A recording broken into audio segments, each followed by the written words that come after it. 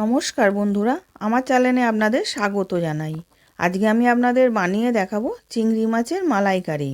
কিন্তু চিংড়ি মাছের মালাইকারিতে নারকেলের দুধ দিতে হয়। আমি নারকেলের দুধ ছাড়া গুঁড়ো দুধ দিয়ে মালাইকারি করে দেখাচ্ছি। এবার আমি চিংড়ি মাছটাকে ছাড়িয়ে নিয়েছি, মাঝখানে খোলাটুকু আর পাটা বাদ দিয়ে দিয়েছি, আর সামনের সুঁটটাকেও বার দিয়ে দিয়েছি। মাথাটা আর লেজার দিকটা আছে, ওইগুলো আমি ছাড়াইনি। এবার আমি নুন হলুদ মাখিয়ে নিচ্ছি।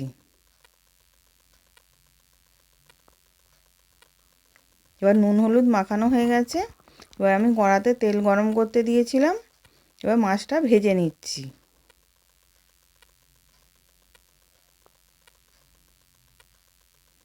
এবার মাছটা উল্টে পাল্টে লাল লাল করে ভেজে নেব।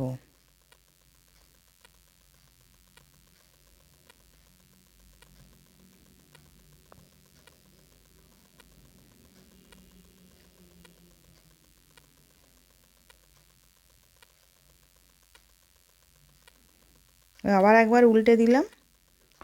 এবার নারকেলের দুধ ছাড়া গুঁড়ো দুধ দিয়ে একবার আপনারা বাড়িতে বানিয়ে খেয়ে দেখবেন, খুব সুন্দর খেতে হয়। এবার ভাজা হয়ে গেছে, আমি তুলে নিচ্ছি।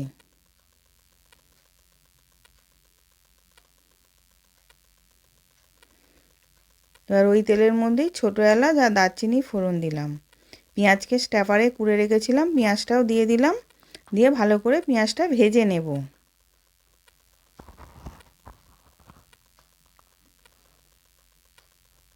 এবার পেঁয়াজটা লাল লাল করে ভাজা হয়ে গেছে। এবার ওর মধ্যে 1 চামচ রসুন পেস্ট, 1 চামচ আদা পেস্ট দিলাম। দিয়ে ওটাকেও ভালো করে কষিয়ে নেব, যাতে কাঁচা গন্ধটা চলে যায়।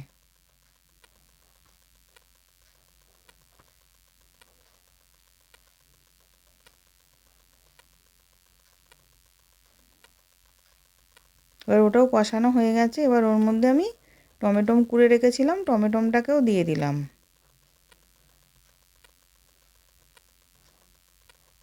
এবার ওর মধ্যে কিছু গুঁড়ো মশলা দেব, হলুদ গুঁড়ো, লঙ্কা গুঁড়ো আর কাশ্মীরি লঙ্কা গুঁড়ো। স্বাদ অনুযায়ী নুন দিলাম, সামান্য একটুখানি চিনি দিলাম।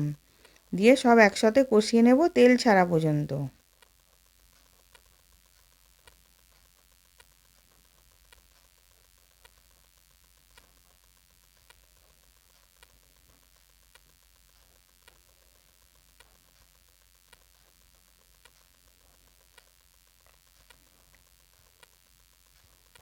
এবার কষিয়ে তেলটা ছেড়ে গেছে। এবার আমি 1 প্যাকেট গুঁড়ো দুধ দিয়ে দিলাম। দিয়ে এবার ওর মধ্যে জল দিয়ে আমি গুলে নেব।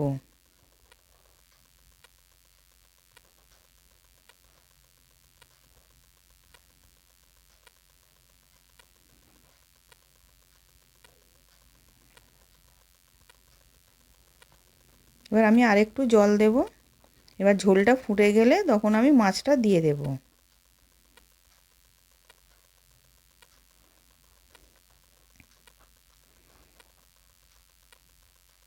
এবার আমি ওর মধ্যে মাছটাকে দিয়ে দিলাম, দিয়ে ভালো করে ফুটিয়ে নেব।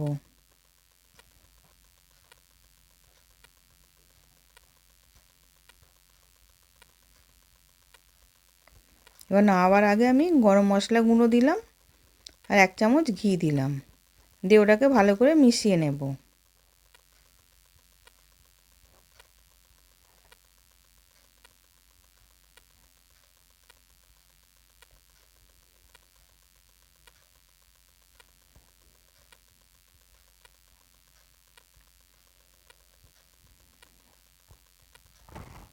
এবার হয়ে গেছে, আমি নামিয়ে নিচ্ছি। সার্ভ করার জন্য রেডি।